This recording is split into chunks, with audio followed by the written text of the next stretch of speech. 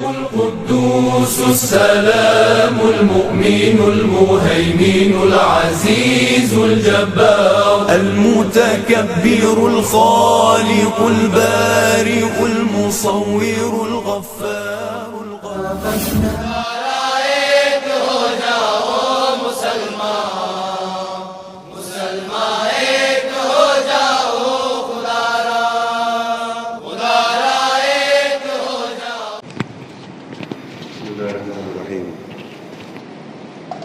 نحمده ونصلي على رسول الكريم اما بعد وقال النبي صلى الله عليه وسلم المسلم من سلم المسلمون من لسانه ويده وقال في موضع آخر أحب لأخيك ما تحب لنفسك اکرہ لأخیک ما کرہ لنفسک. یہ دو حدیثیں میں نے آپ کے سامنے عرض کی. یہ دونوں حدیثیں ہمارے معاشرت کے گرد گھوم رہی ہیں. اگر ہم قرآن و حدیث پر غور کریں تو یہ دونوں حدیثیں ہم کو پوری معاشرت کا خلاصہ ملے گا. معاشرت ایک ہے عبادات، ایک ہے معاشرت، ایک ہے معاملات، ایک ہے اخلاق. مسلمان 5 چیزوں میں اگر مکمل ہوگا تو دیندار کہلائے گا. عقائد میں مکمل ہوگا، عقائد میں صحیح ہوگا، اور عبادات میں مکمل ہوگا، معاشرت اس کی صحیح ہوگی، معاملات اس کے ٹھیک ہوں گے، شریعت کے مطابق ہوں گے، اور اخلاق اچھے ہوں گے تو دیندار کہلائے گا. مسلمان تو یوں سب کوئی ہے. کلمہ جس نے پڑھ لیا لا الہ الا اللہ محمد رسول اللہ وہ مسلمان ہو گیا. لیکن دیندار کب ہوگا؟ لا الہ الا اللہ محمد رسول اللہ پڑھ لیا تو وہ مسلمان تو ہو گیا، لیکن جہنم سے کیسے بچے گا؟ کب بچے گا؟ جب ان 4 چیزوں پر مکمل اس کا عمل ہوگا تو دیندار کہلائے گا اور جہنم میں اولے وہلے میں بچنے والا ہوگا. اس لیے میں نے عرض کیا کہ آدمی کو اپنی عبادت کے ساتھ ساتھ معاملات و معاشرت اور اخلاق بھی درست کرنا بہت ضروری ہے. جب تک معاملات و معاشرت صحیح نہیں ہوں گے، اخلاق صحیح نہیں ہوں گے، کامل مسلمان کہلانے کے لیے لائق نہیں ہوگا. جیسے اللہ کے نبی صلی اللہ علیہ وسلم کی حدیث میں ہمیں یہ فرمایا گیا المسلم من سلم المسلمون من لسانہ ویدہ، کہ مسلمان کہلانے کے لائق وہ شخص ہے جس کے ہاتھ سے اور زبان سے لوگ محفوظ رہے. بعض لوگوں نے لوگ ترجمہ کیا، لیکن ہے مسلمان محفوظ رہے. اس میں علماء کرام اور فقہاء کرام نے لکھا ہے کہ اس میں غیر مسلم بھی اور دنیا کے تمام انسان شامل ہے. لیکن مسلم اس لیے کہا کہ چونکہ مسلمان کو اکثر مسلمان سے واسطہ پڑتا ہے. مسلمان جہاں رہتا ہے وہاں مسلمان ہی مسلمان ہوتے ہیں. مسلمان کے معاملات و معاشرت جہاں ہوتے ہیں وہاں مسلمان ہی مسلمان ہوتے ہیں. اس لیے مسلم کا لفظ استعمال کیا. مسلم بنائے ہیں سالم سے، امن سے.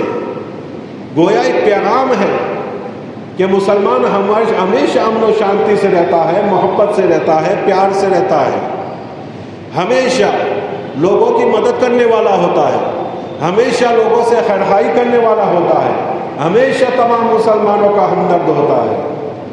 یہ بات ظاہر ہے اللہ کے نبی صلی اللہ علیہ وسلم نے یہ ساری چیزیں صرف کہی نہیں بلکہ کر کے بتایا، پریکٹیکل کیا، اپنی زندگی میں کیا. بہت سارے واقعات آپ کو معاشرت کے متعلق مل جائیں گے، بہت سارے واقعات. ایک صحابی اللہ کے نبی صلی اللہ علیہ وسلم سے کان میں باتیں کر رہا ہے. نماز کا وقت ہو گیا، عشاء کا وقت گزرتا جا رہا ہے، صحابہ انتظار میں بیٹھے ہیں. بعض صحابہ کو تو نیند بھی آنے لگی. اس آدمی نے بات ختم کی تو اللہ کے نبی صلی اللہ علیہ وسلم نے نماز پڑھائی. کیا ہے کسی کو اللہ کے نبی صلی اللہ علیہ وسلم کبھی بھی اتنی بڑی حکومت تھی، صحابہ ان کے قدموں میں جان نچھاور کرتے تھے، لیکن کبھی آپ صلی اللہ علیہ وسلم نے اپنے آپ کو نمایاں صحابہ کرام سے نہیں رکھا۔ جب کوئی آدمی آتا تھا صحابہ کرام رضی اللہ تعالیٰ مجمعین کے پاس تو پوچھتے تھے آئین محمد، محمد کہاں ہے؟ یہ کیوں پوچھتے تھے؟ اس لیے کہ ٹھاٹ باٹ اللہ کے نبی کے پاس نہیں تھا۔ اللہ کے نبی شان و شوکت سے نہیں رہتے تھے جیسے بادشاہ لوگ رہتے ہیں، جیسے بڑے لوگ رہتے ہیں، اور اس زمانے میں رہتے تھے آج سے بھی زیادہ بڑے ٹھاٹ باٹ سے لوگ رہتے تھے، جو بادشاہ ہوا کرتے تھے، جو گورنر ہوا کرتے تھے، جو رئیس ہوا کرتے تھے، جو مالدار ہوا کرتے تھے۔ آدمی آتا تھا پتہ لگ جاتا تھا یہ بادشاہ ہے، لیکن اللہ کے نبی صلی اللہ علیہ وسلم اتنی تواضع اور اتنے زیادہ سادگی سے زندگی گزارتے تھے کہ آدمی جب آتا تھا تو پوچھتا تھا کہ آئین محمد، محمد کا محمد کا ہے۔ صحابہ کرام رضی اللہ تعالیٰ عنہ مجمعین فجر کی نماز کے بعد پانی لے کر آتے تھے، اللہ کے نبی صلی اللہ علیہ وسلم سے عرض کرتے تھے نبی اللہ اپنی انگلیاں مبارک آپ ہمارے پانی میں ڈال دیجئے، ہمارا پانی بابرکت ہو جائے۔ کبھی سردی کا موسم ہوتا تھا اور اتنا ٹھنڈا پانی ہوتا تھا کہ ایک بوند بھی آدمی اپنے بدن پر گر جائے تو تھر تھرا جائے۔ ایسی ٹھنڈی کے اندر اللہ کے نبی صلی اللہ علیہ وسلم جب لوگ پانی لے کر آتے تھے اپنا ہاتھ اس میں ڈالتے تھے۔ یہ کیا تھا؟ معاشرت تھی، معاشرت تھی۔ حضرت میاں جی محمد رحمۃ اللہ علیہ، میاں اصغر صاحب رحمۃ اللہ علیہ، جو دارالعلوم دیوبند کے بڑے مدرسوں سے اور شیخوں سے گزرے ہیں، بہت بڑے آدمی تھے، میاں اصغر حسین رحمۃ اللہ علیہ۔ ایک مرتبہ ان کے شاگرد نے دیکھا کہ ایک جگہ سے گزر رہے ہیں، ایک جھونپڑی آئی، اپنے چمپل اٹھائے، چمپل اٹھانے کے بعد انہوں نے آگے جا کر وہ چمپل پہنے، بغیر چمپل کے گزر گئے، آگے جا کے چمپل پہنے۔ کئی مرتبہ ایسا ہوا کہ چمپل اٹھا رہے ہیں، بغیر چمپل کے کچھ چل رہے ہیں، اور آگے جا کے چمپل پہن لیتے ہیں، جوتے پہن لیتے ہیں۔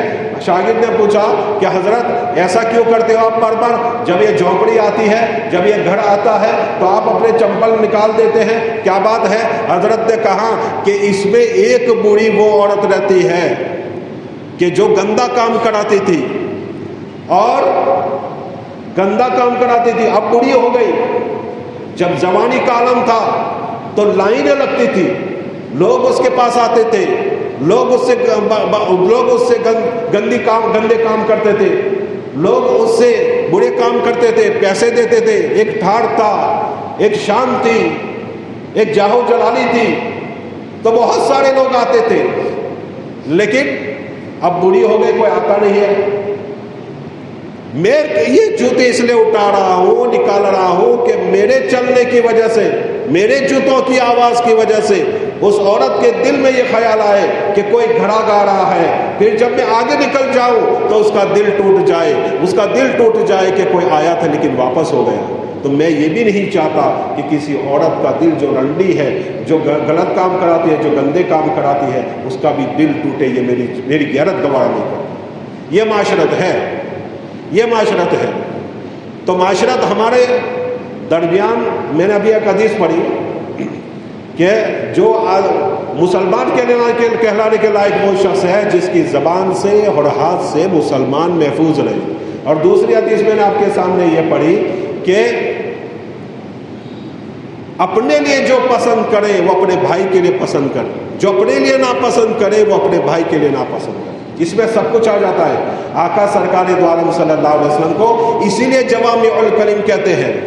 جوامع الکلم کہ باتیں چھوٹی چھوٹی بیان کرتے تھے، چھوٹے چھوٹے جملے ہوتے تھے، لیکن اس کے اندر بہت سارے معنی ہوتے تھے، بہت سارے فوائد ہوتے تھے۔ اب اس حدیث پر کوئی عمل کر لے ہوئے تو سارا معاشرہ امن و امان کا گہوارہ ہو جائے۔